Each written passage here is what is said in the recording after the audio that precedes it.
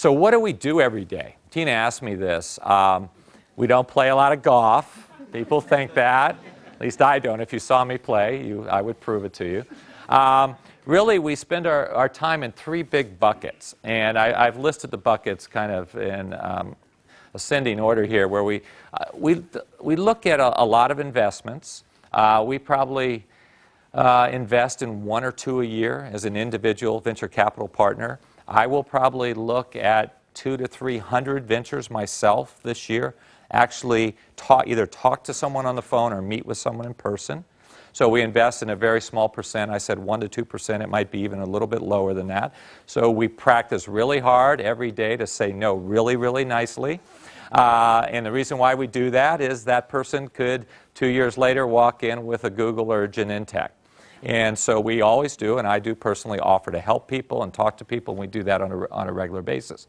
But once you have an established portfolio like I do, where I'm on 12 boards, you don't have the time or bandwidth to look at too many ventures, so you have to be very efficient about your time. When I first started, when I didn't have any boards, I spent 70% of my time looking at new ventures. But most venture capitalists, once they're established, probably spend about 10 or 15% of their time looking at new ventures. The second thing you do is networking.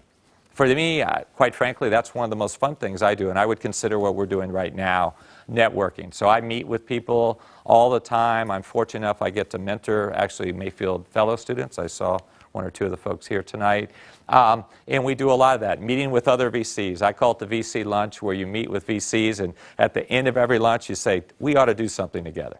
Right? That's how every lunch ends. And there's a lot of VCs, and throughout your career, if you talk to people who have done this for 30, 40 years, there's 10 to 15 VCs they work with out of that whole cohort of VCs. And the reason why, it's the people you're on boards with, the people you trust, the people you like, the people you want to work with over time. And so it's a small cohort of that. But we're not really in competition with each other, because as companies continue to grow, they have a syndicate, and they'll normally have 3, 4, 5 VC firms working with them. So it's a very collaborative thing. I don't really consider it, having worked in operating roles where you actually hated your competitors, it's not like that in venture capital at all.